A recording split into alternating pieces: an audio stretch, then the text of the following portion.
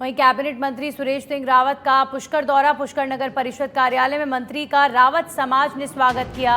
मंत्री ने मंदिर का पट्टा देकर रावत समाज को सौगात दी है। वहीं रावत महासभा के अध्यक्ष पप्पू सिंह रावत को मंदिर का पट्टा सौंपा गया। रावत समाज ने मंत्री को 51 किलो की माला पहनाकर अपना आभार व्यक्त किया है। कैबिनेट मंत्री सुरेश सिंह रावत पुष्कर के दौरे पर रहे और मंत्री रावत का जोरदार स्वागत रावत समाज के लोगों ने किया है। 51 किलो की माला पहनाकर मंत्री सुरेश सिंह रावत का पुष्कर में सम्मान किया गया। रावत समाज को एक मंदिर के लिए जमीन का पट्टा दिया गया है। मंदिर का पट्टा देकर रावत समाज को ये सौगात दी गई है। तो पुष्कर नगर परिषद कार्यालय में मंत्री सुरेश सिंह रावत का रावत समाज ने स्वागत किया। आज हमारा जो नगर परिषद है पुष्कर, पहले नगर पालिका थी, नगर परिषद में सरकार ने क्रमोन्नत कर दिया। इस परिसर के अंदर अगर हमारे राउत समाज के प्रमुख लोग पधारे और हमारे राउत महासभा के अध्यक्ष देवी सिंह जी के नेतृत्व में आज सैकड़ों लोग आए और हमारे समाज की मांग थी कि पुष्कर में हमारा समाज का मंदिर है लेकिन उसका पट्टा नहीं था। तो मैं पुष्कर नगर पालिका के चेयरमैन साहब और उन पूरी टीम को धन्यवाद देता हूं कि 10 दिन के अंदर ही उन्होंने सारी जांच पड़ताल करके और पट्टा दिया। आज आप सब लोग चेयरमैन साहब का रूप। वहीं अब खबर जोधपुर के बिलाड़ा से है, जहां पर जसवंत सागर बांध की नहरों में साफ सफाई में घोर लापरवाही देखने को मिली। एसडीएम जोधपुर ने अब जांच के आदेश दिए हैं। वहीं तहसीलदार को जांच कमेटी का अध्यक्ष बनाया गया है। सहायक अभियंता, अधिशासी अभियंता, जल संसाधन विभाग जोधपुर, नहर तंत्र से जुड़े भू अभिलेख निरीक्षक और पटवारी सदस्य जाँच कमेटी में शामिल किए गए हैं। जांच कमेटी लेगी जसवंत सागर बांध समिति के पदाधिकारी और 13 गाँव के सरपंचों से फीडबैक। तो सागर की साफ सफाई में घोर लापरवाही को लेकर अब एक जांच कमेटी का गठन किया गया है और एसडीएम जोधपुर ने अपनी गहरी आपत्ति इस पर दर्ज करवाई है। एक जांच कमेटी गठित की गई है और जांच कमेटी का जो अध्यक्ष है तहसीलदार को बनाया गया है। जसवंत सागर बांध की नहरों में साफ सफाई में घोर लापरवाही को लेकर एसडीएम जोधपुर ने अब जांच के आदेश दे दिए गए हैं और एक निरीक्षण टीम बनाई गई है, जांच कमेटी बनाई गई है और 13 गांव के सरपंचों से फीडबैक लिया जाएगा।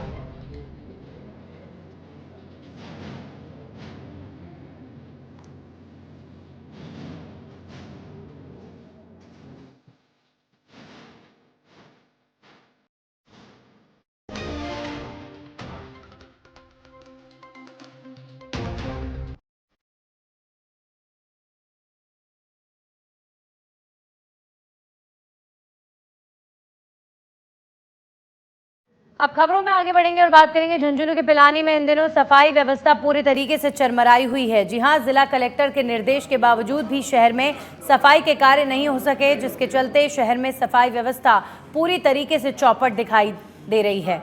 दिवाली नजदीक है और त्योहारों को देखते हुए शहर के लोगों ने सफाई व्यवस्था को लेकर नगर पालिका ईओ को शिकायत करते हुए शहर में सफाई व्यवस्था दुरुस्त करवाने को लेकर ज्ञापन सौंपा है।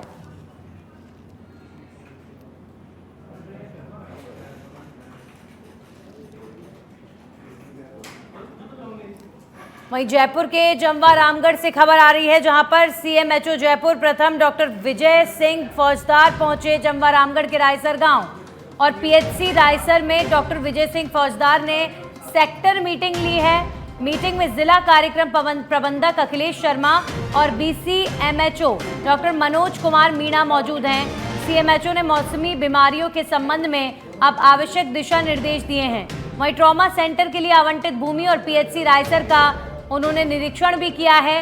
कुल मिलाकर अब पीएचसी और सीएचसी के निरीक्षण हो रहे हैं। अधिकारी अचानक से पहुंच रहे हैं और अभी इस समय मौसम में बदलाव होने की वजह से जो मौसमी बीमारियां हैं वो लगातार बढ़ रही हैं और पेशेंट्स की बढ़ती स्थिति में सीएचसी पीएचसी में सुविधाओं में किसी तरह का अभाव ना हो, किसी तरह की परेशानी पेशेंट्स को ना हो, इसीलिए जमवा रामगढ़ में विजय सिंह फौजदार सेक्टर मीटिंग लेने पहुंचे। सीएमएचओ द्वारा पीएचसी रायसर में डॉक्टर विजय सिंह फौजदार ने सेक्टर मीटिंग ली है और व्यवस्थाओं को दुरुस्त करने पर जोर दिया।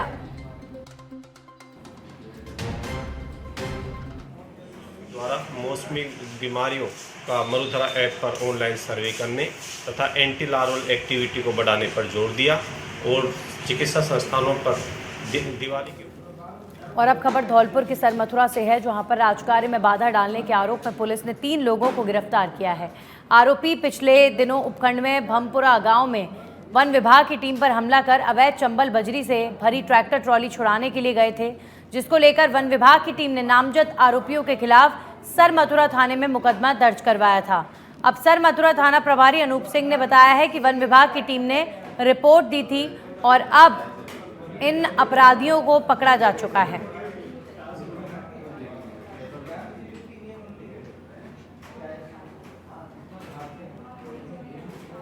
और अब खबर जैसलमेर में कृत्रिम गर्भाधान के माध्यम से प्रथम गोडावण के चूजे ने जन्म लिया है। गोडावण ब्रीडिंग सेंटर आर्टिफिशियल इंसेमिनेशन से गोडावण के एक चूजे का जन्म हुआ है। आपको बता दें कि गोडावण को बचाने और उनकी संख्या में इजाफा करने के लिए ये अब तक की सबसे बड़ी सफलता है। Wild life institute of India ने एक्स पोस्ट पर यह जानकारी साझा की है। बात करेंगे सीएम भजनलाल शर्मा के आर्थिक विकास के विजन की महत्वपूर्ण उपलब्धि। राजस्थान ने अब लगाई है एक और छलांग। जी हां, मुख्यमंत्री निवास पर संयुक्त अरब अमीरात की सरकार से सबसे बड़ा एमओयू हुआ है। सरकारें स्वयं आकर कर रही हैं निवेश की पहल और ऐसा बड़ा एमओयू पहली बार राजस्थान में हुआ है। सीएम भजनलाल शर्मा के नेतृत्व में nation to nation MOU CM Bhajanlal Sharma और संयुक्त अरब अमीरात के निवेश मंत्री मोहम्मद हसन अल सुवेदी की मौजूदगी में हुआ है। 3 लाख करोड़ का एमओयू हस्ताक्षर। जिलों में 60 गीगावाट क्षमता के सोलर, विंड और हाइब्रिड परियोजना की स्थापना की जाएगी। मुख्यमंत्री भजनलाल ने जो सोचा था वो करके दिखाया है। उनकी सोच, निवेश बढ़ेगा तो रोजगार बढ़ेंगे, इसी सोच पर सीएम भजनलाल शर्मा चल रहे हैं। और जो पहली प्राथमिकता उन्होंने दिखाई है कि राजस्थान में ज़्यादा से ज़्यादा इन्वेस्टमेंट आए, कंपनीज आए, दूर विदेशों से कंपनीज राजस्थान में आए। एमओयू साइन हो रहे हैं और अब संयुक्त अरब अमीरात के साथ राजस्थान सरकार का सबसे बड़ा एमओयू साइन हुआ है। Nation to nation MOU sign हुआ है। 3 लाख करोड़ के एमओयू पर आज हस्ताक्षर हुए हैं और मुख्यमंत्री भजनलाल शर्मा इसी पथ पर चल रहे हैं कि निवेश बढ़ेगा तो रोजगार बढ़ेगा, राजस्थान के युवाओं को ज़्यादा से ज़्यादा रोजगार मिल सके या ज़्यादा से ज़्यादा इंडस्ट्रीज डेवलप हो सकें या आईटी सेक्टर डेवलप हो सके। इसी की पुरजोर कोशिश में सीएम भजनलाल शर्मा लगे हुए हैं। राइजिंग राजस्थान दिसंबर में होना है, लेकिन उससे पहले पूरी दुनिया में जाकर राजस्थान आने का न्योता इन्वेस्टर्स को दे रहे हैं। और आज इसी कड़ी में यूनाइटेड अरब ऑफ अमीरात यानी यूएई के साथ, संयुक्त अरब अमीरात के साथ राजस्थान का नेशन टू नेशन एमओयू हुआ है और 3 लाख करोड़ रुपए का एमओयू जिस पर हस्ताक्षर आज हो चुके हैं। ये बड़ी उपलब्धि है राजस्थान के लिए।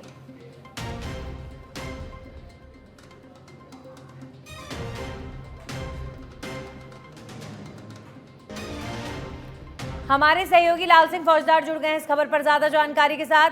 लाल सिंह जी, वाकई जिस तरीके से राइजिंग राजस्थान को लेकर सीएम भजनलाल शर्मा अलग अलग देशों में जाकर और इन्वेस्टमेंट लेकर आ रहे हैं, लगता है कि उज्जवल भविष्य है राजस्थान का।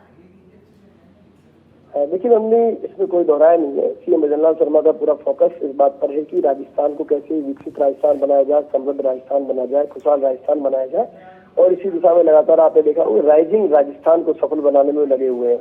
4 देशों की यात्रा कर चुके हैं और आज की हम बात करें बड़ा मैं कह सकता हूँ ऐतिहासिक पल, एक उपलब्धि राजस्थान की स्थिति में आई है। अक्षय ऊर्जा के क्षेत्र में 3 लाख करोड़ रुपए का एक ऐतिहासिक एमओयू साइन किया गया है।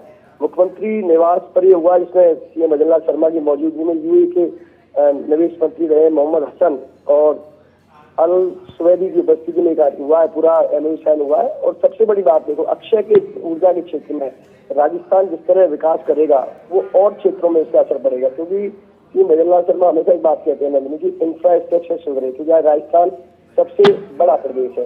राजस्थान आज पर्यटन के लिहाज से सबसे अपार संभावना वाला प्रदेश है। राजस्थान जिसमें रेगिस्तान है, राजस्थान जिसमें पहाड़ है, राजस्थान जिसमें पानी है। अब बिजली, क्योंकि बिजली और पानी 2 संकटों से लगातार सरकारें जूझती रही हैं, तो उनका पहला फोकस क्या है कि आत्मनिर्भर बने राजस्थान ऊर्जा के क्षेत्र में, आत्मनिर्भर बने राजस्थान पानी के क्षेत्र में, आत्मनिर्भर बने राजस्थान विकास के तमाम इंफ्रास्ट्रक्चर क्षेत्रों, इसी दिशा में एक बड़ा अहम कदम इसको कह सकते हैं। जी लाल सिंह जी, आपसे एक सवाल पूछना चाहूंगी, चूंकि आप लगातार अपनी रिपोर्टिंग के माध्यम से सरकार के कार्यशैली को बड़ा नजदीक से देख पा रहे हैं। देखिए, इन्वेस्टमेंट की कोशिश पिछली सरकारों में भी हुआ, लेकिन राजस्थान में जितना इन्वेस्टमेंट आना चाहिए था या आईटी सेक्टर के क्षेत्र में राजस्थान जिस तरीके से बढ़ना चाहिए था वैसा नहीं बढ़ा। अब उसके पीछे कारण क्या थे वो नहीं मुझे पता, लेकिन ये बताइए कि क्या डिफरेंस सरकार में आपको नजर आ रहा है पिछली सरकारों की कार्यशैली और अब की सरकार की कार्यशैली में, इन्वेस्टमेंट के रूप में अगर हम बात करें? देखिए, नहीं बिल्कुल, आपका जो सवाल है बहुत मौजूद सवाल है, और सवाल को मैं ये भी कहूँगा कि ये सवाल एक उस व्यक्ति के जहन में भी है जिसने लगातार पिछली सरकारों में इस तरह के कार्यक्रम देखे, चाहे रिसर्जेंट राजस्थान देखा हो या उससे पहले तमाम सरकारों के कार्यक्रम हुए, और एक डाटा जो निकल कर आता है। अब देखिए, अभी तक किसी भी सरकार में 40% MOU भी धरातल पर नहीं होते हैं, किसी भी सरकार में। इसमें ये तो रिकॉर्ड है, ऐसा नहीं है आपने कोई आंकड़े। अब सवाल ये है कि आपने कहा कि ये सरकार ऐसा क्या कर रही है, या भजनलाल शर्मा CM के ऐसे क्या प्रयास हैं कि उससे बेहतर कर सके, बेहतर कर सके। तो देखिए नंदनी, में इसमें कहना चाहूँगा, आपने कहा अंतर को आप समझे। पहला अंतर ये पहली बार हो रहा है जब कोई राइजिंग राजस्थान इस तरह कार्यक्रम सरकार अपने कार्यकाल के प्रथम साल में करवा रही है। अक्सर सरकारें कब करवाती थी, या तो 3 साल या 4 साल पूरे होने पर, या बिल्कुल 5 साल करीब होने पर कराती थी। तो इस समय उनको बहुत समय नहीं मिलता। तो होता क्या है नंदनी, ये विश्वास का काम होता है। आपका जो बिजनेस होता है ना, ये विश्वास का। अब वो सरकार मान लो 4थे साल में रिसर्जेंट राजस्थान जो भी कार्यक्रम करा रही है, अब उनको पता है 5 साल बाद अगर सरकार 1 साल बाद चुनाव होने, 6 महीने पहले आचार संहिता लग जाती है, उसकी जब रिपीट की संभावना ही नहीं है तो उद्योगपति अपना मुख मोड़ लेते हैं। तो कई मैंने ऐसे उदाहरण देखे हैं नंदनी की, आपने MOU साइन तो कर ली लेकिन जमीनी धरातल पर नहीं आ पाए। इसलिए ये गारंटी है कि 5 साल सरकार हमारी है, आप निश्चिंत रहिए जी। आप करिए हमारे साथ समझौता, आप करिए हमारे साथ सौदा, हम पूरी तरह साथ करें। एक बात। दूसरा नंदनी, पहली बार ऐसा किया गया है कि हर देश के लिए एक IAS अपॉइंट किया गया है, जिसके यहाँ भले ही विभाग बदल जाएंगे लेकिन वो देश उनका नहीं बदलेगा। राइजिंग राजस्थान के तहत जिम्मेदारी जिसके पास रहेगी वो IAS लगातार उनके संपर्क में रहेगा। बिल्कुल लाल सिंह जी, और ये जो एफर्ट्स हैं सरकार के, ये आने वाले 5 सालों में इसका असर बखूबी देखने को मिलेगा, क्योंकि जितना ज्यादा पैसा प्रदेश में आएगा इन्वेस्टमेंट के रूप में, उतनी ज्यादा अपॉर्चुनिटीज डेवलप होंगी। शुक्रिया आपका तमाम जानकारियों के लिए। तो राजस्थान ने UAE के साथ MOU साइन किया है, 3 लाख करोड़ का MOU, जिस पर आज हस्ताक्षर हुए हैं।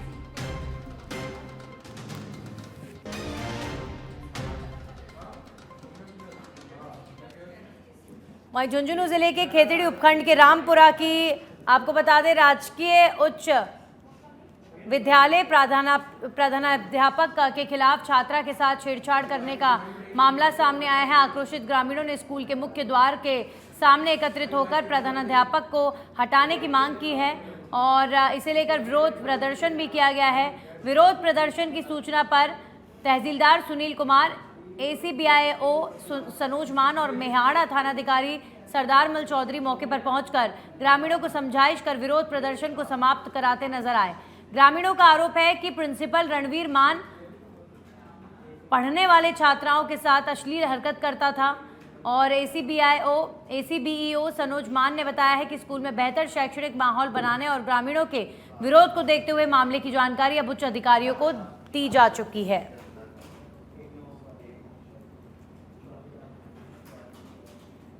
आज ये रामपुरा स्कूल में ग्रामीणों द्वारा कोई बच्चे की शिकायत को लेकर स्कूल के आगे बैठ गए थे सारे ग्रामीण।